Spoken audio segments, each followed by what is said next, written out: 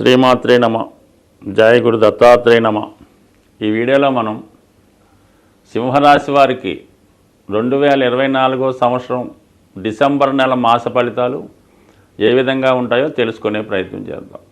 ఏదైనా ఒక నెలలో ఒక రాశి వారికి ఆ నెల ఫలితాలు చాలా అనుకూలంగా ఉండాలంటే ఆ నెలలో 6, 8, 12 స్థానాల్లో ఎటువంటి గ్రహాలు లేకుండా ఉన్నప్పుడు ఆ నెల ఫలితాలు జాతకుడికి చాలా అనుకూలంగా ఉండడం జరుగుతూ ఉంటుంది.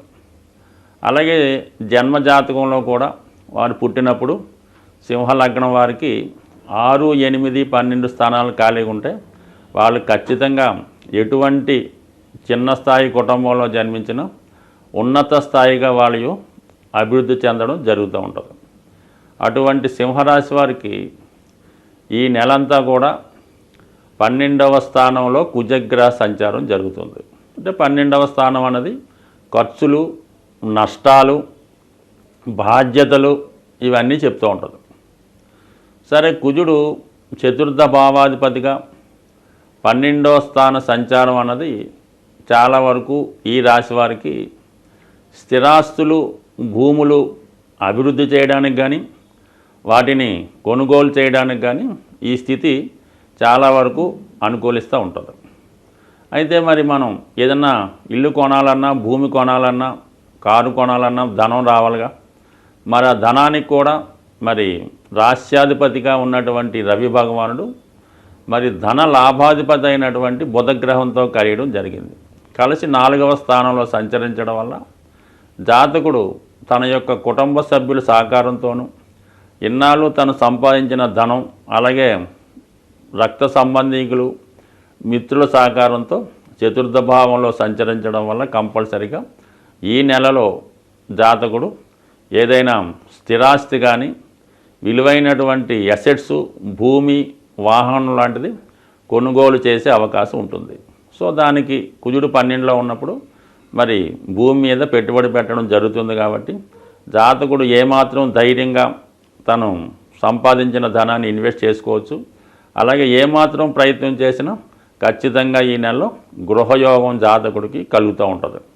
సో అలాగే ముఖ్యంగా మరి ఈ ధనస్థానంలో ఉన్నటువంటి కేతుగ్రహ సంచారం, అలాగే 6వ స్థానంలో ఉన్నటువంటి శుక్రగ్రహ సంచారం జాతకుడు కొంతవరకు రుణం కూడా చేసే విధంగా ఈ గ్రహస్థితి అవకాశం ఉంది. కాబట్టి ఏదైనా అవకాశం ఉన్న చోట ఏదైనా మంచి సంస్థలో రుణం తీసుకొని మరి గృహం కొనుక్కుంటే మంచిది.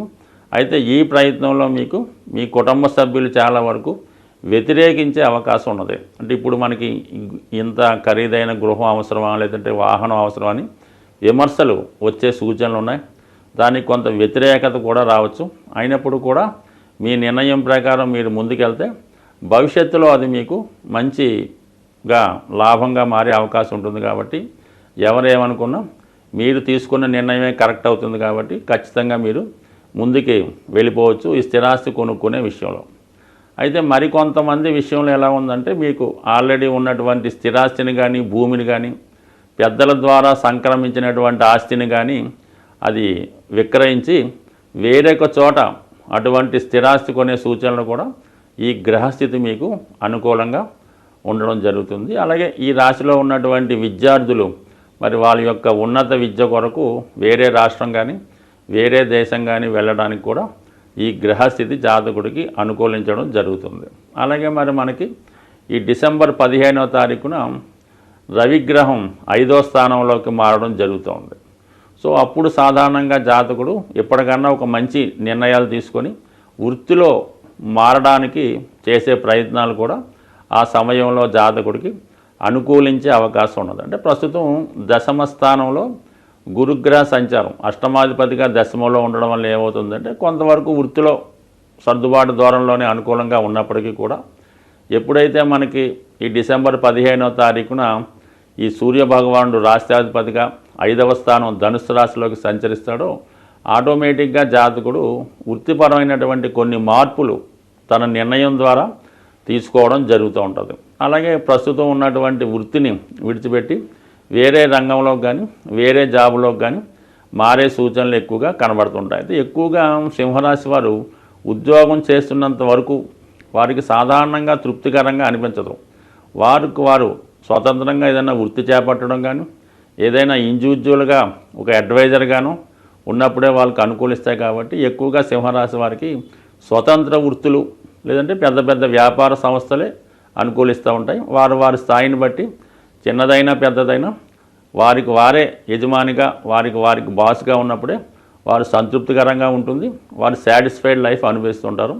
అటువంటి వృత్తి మారడానికి కూడా ఈ గ్రహస్థితి అనుకూలించే అవకాశం ఉన్నది. అయితే తొందరపడి ఎట్టి పరిస్థితుల్లో కూడా కొంతకాలం పాటు ఈ రాశివారు నూతన వ్యాపార ప్రారంభానికి పెట్టుబడి పెట్టి వ్యాపారం చేయడానికి ఎటువంటి సాహసం చేయడం అన్నది అంత అనుకూలం కాదు. ప్రస్తుతం సప్తమంలో శని సంచారం రాశి మీద చూడటం వల్ల ఏమవుతుందంటే చాలా వరకు ఆర్థిక పరమైనటువంటి ఒత్తిడి ఏర్పడుతూ ఉంటుంది.